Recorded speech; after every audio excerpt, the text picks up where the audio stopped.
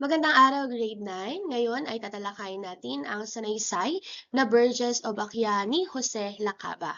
Hindi ba noong nakaraang pagkikita ay pinabasa ko po sa inyo ang sanaysay para magkaroon kayo ng ideya tungkol saan ang sanaysay. Sana sa pagtalakay natin ay makasunod kayo at nabasa at naunawaan ninyo ang akda. Sige, bago po natin lubusang suriin ang akda, mahalagang maunawaan muna natin ang ilang salitang ginamit dito. Ang mga salitang ito ay makakatulong po upang mas malinaw nating maunawaan ang mensahe ng sanaysay. Narito ang mga 8 salita na pinahanap ko sa inyo sa inyong mga diksyonaryo. Una, ang transitional, kolonyal, bakya, burgess, proletaryo, tisoy, komersyo, paisano. Ayan. Ngayong naintindihan at naunawaan na ninyo ang mga salitang ito, tiyak na maiintindihan na natin lubos ang sanaysay. Ayan, sige, magsimula na tayo sa pagbibigay ng mga kahulugan dito. Ayan, sa mga assignments po ninyo, ipasa na lamang sa akin sa susunod na pagkikita. Kapag sinabi nating transitional, ito ay nangangahulugang nasa proseso ng pagbabago o paglipat mula sa isang kalagayan tungo sa panibagong kalagayan. Halimbawa, masasabi nating transitional ang kulturang Pilipino dahil patuloy itong nagbabago bunga ng iba't ibang impluensya. Sa konteksto po ng sanaysay, nabanggit doon na ang kultura nating mga Pilipino ay inilalarawan bilang transitional sapagkat nasa pagitan na tayo ng pagpapanatili ng ating sariling kultura at pagtanggap po ng kulturang banyaga. Naintindihan po? Sige, dako tayo sa pangalawang bilang, kolonyal. Ang kolonyal ay tumutukoy sa isang sistemang ang isang bansa ay nasa ilalim ng kontrol o impluensya ng isang makapangyarihang dayuhang bansa. Ngunit, kapag sinabi po nating kolonyal na kaisipan, hindi lamang ito tungkol sa pisikal na pananakop, na gaya ng pananakop ng mga Kastila at Amerikano sa atin na dito sila nanirahan sa ating bansa. Sa sanaysay, tumutukoy ito sa pag-iisip na mas mahusay ang banyaga kaysa sa sariling atin. Halimbawa, kapag inisip agad ng isang tao na mas maganda ang imported na produkto kahit hindi pa niya nasusubukan ang mga lokal na produkto. Maaring makita rito ang impluensya ng kolonyal na kaisipan. Sige, dako tayo sa pangatlong bilang, ang bakya. Ayan, sinong nakakaalam ng bakya rito? Ayan, ang bakya po ay literal na isang katutubong sapin sa paa na may kahoy na lapakan, mga tsinelas noong sinaunang panahon. Ngunit, sa sanaysay po, mas malalim ang kahulugan na ginagamit ang bakya bilang katawagan sa mga bagay na iniuugnay sa masa. Karaniwang mamamayan lamang o kulturang itunuturing na mababa ang uri o hindi class, no? Kapag may nagsabing, ay, bakya naman yan, no? Hindi na sapatos ang tinutukoy. Ang ibig sabihin po ay itinuturing nilang baduy, mababang uri, o hindi sopistikado ang isang bagay. Dito tayo dapat maging mapanuri. Bakit natin tinatawag na bakya ang ilang lokal na musika, mga pelikula, mga produkto o panlasa? Dahil ba talagang mababa ang kalidad ng mga ito o dahil nasanay tayong ituring na mas mataas ang kulturang banyaga, 'no? Iyan ang isa sa mga tanong na ipinapaisip sa atin ng sanaysay. Pang-apat naman ay ang Burgess. Ang Burgess ay tumutukoy po sa uring may pag-aari, negosyo, propesyon o sapat na kakayahang pangkabuhayan. Sa payak po na paliwanag, maaari itong iugnay sa gitna o nakakaangat na uri ng lipunan, mga middle class o kaya naman yung mga mayayaman talaga. Ngunit po sa sanaysay, hindi lamang pera ang tinutukoy kapag ginagamit ang salitang Burgess. Maaari itong tumukoy sa isang pananaw na labis na nagbibigay halaga sa mga estado ng buhay, material na bagay, pagiging class, at sariling interes. Kaya kapag pinag-uusapan natin ang bakya at Burgess, hindi lamang dalawang uri ng tao ang pinaghahambing. Pinag-uusapan din po natin ang dalawang pananaw tungkol sa kultura at lipunan. Dumako naman po tayo dito sa ikalimang salita, ang proletaryo. Ang proletaryo ay tumutukoy sa uring manggagawa. Sila ang mga taong pangunahing umaasa sa kanilang lakas at kakayahang magtrabaho kapalit ng kanilang sahod. Halimbawa, manggagawa sa pabrika, mga construction worker, laborer, at iba pang manggagawang kumikita sa pamamagitan lamang po ng kanilang serbisyo.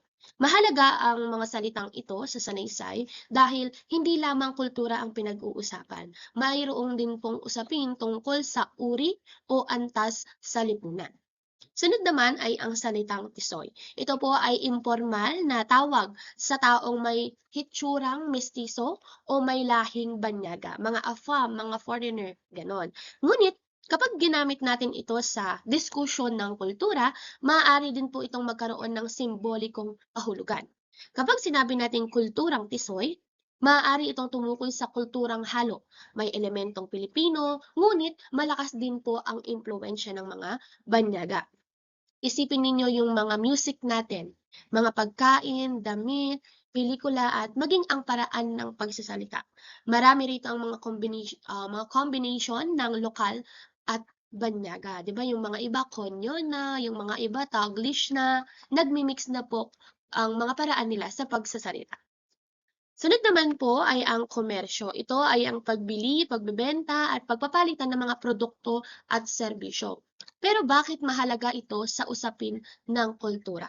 Ayan, dahil ang kultura po ay maaari ring maimpluwensyahan ng negosyo. Halimbawa, kung ano ang mabenta sa pelikula, musika, fashion o social media ay maaaring paulit-ulit na ipakita sa publiko. Kaya minsan, ang ating mga panlasa ay hindi lamang sariling pagpili. Maaari rin itong naiimpluwensyahan ng komersyo, mga advertising, mga media, at mga popular culture. At sa huling salita naman po ay ang paisano. Ang paisano ay nangangahulugang kababayan o taong nagmula sa parehong bayan o lugar. Kumbaga kapwa Pilipino dahil isa kang Pilipino. Sa ibang konteksto, maaari rin po itong tumukoy sa taong mula sa lalawigan o kanayunan, mga tao mula sa mga bukirin, sa mga probinsya.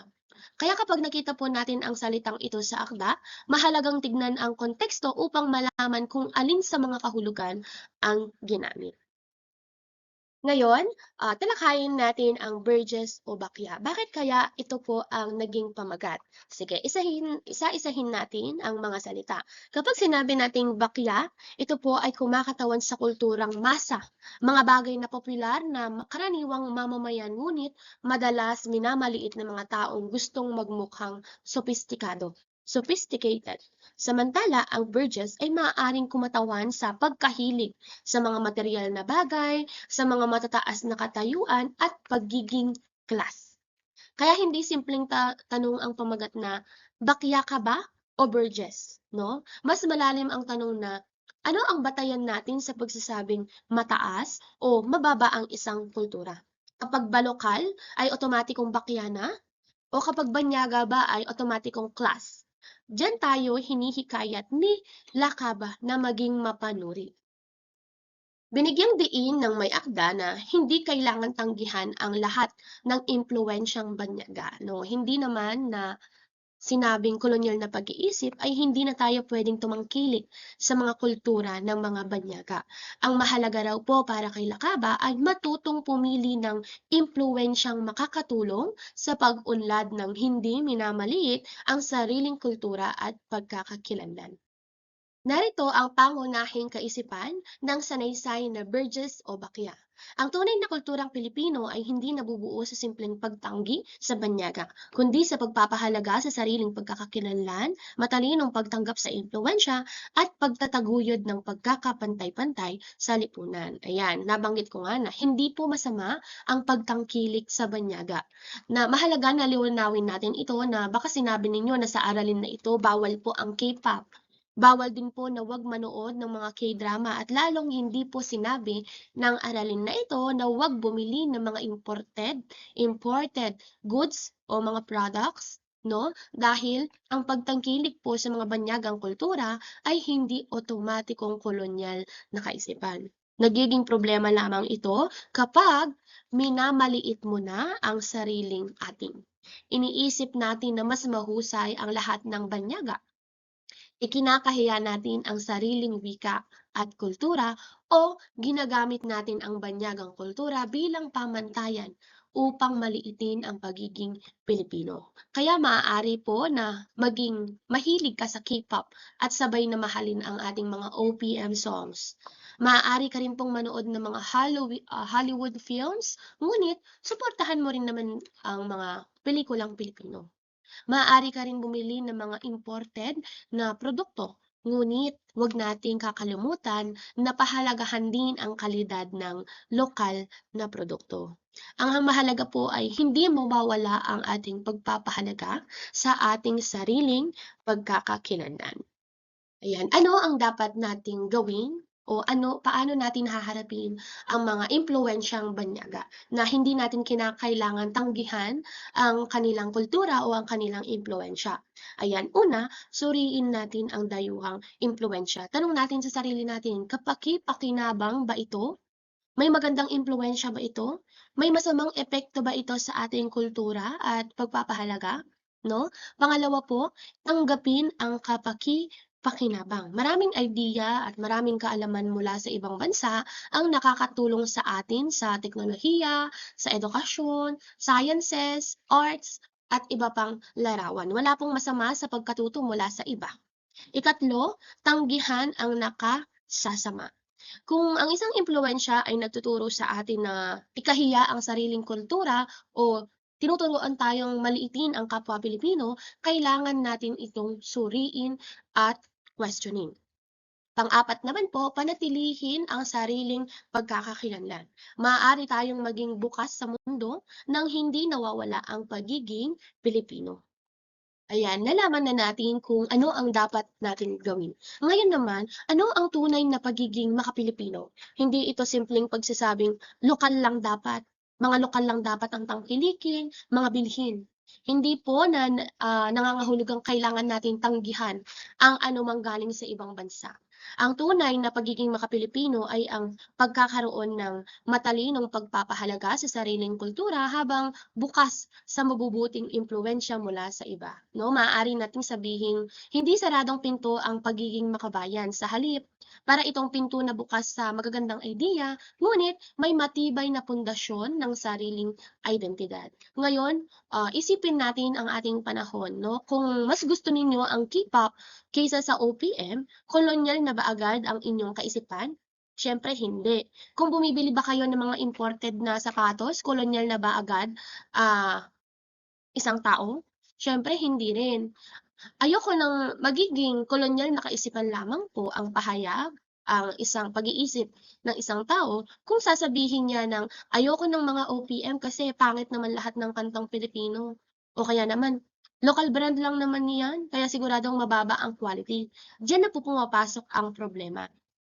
Hindi na simpleng preference ang pinag-uusapan, hindi na sariling mga kagustuhan, kundi nagkakaroon na po tayo ng paghuhusga laban sa sariling atin dahil lamang ito ay lokal. Kaya tandaan po natin, ang problema ay hindi ang paggugusto sa banyaga. Ang totoong problema ay kapag ang paghanga sa banyaga ay nauuwi sa pagmamaliit sa sariling kultura.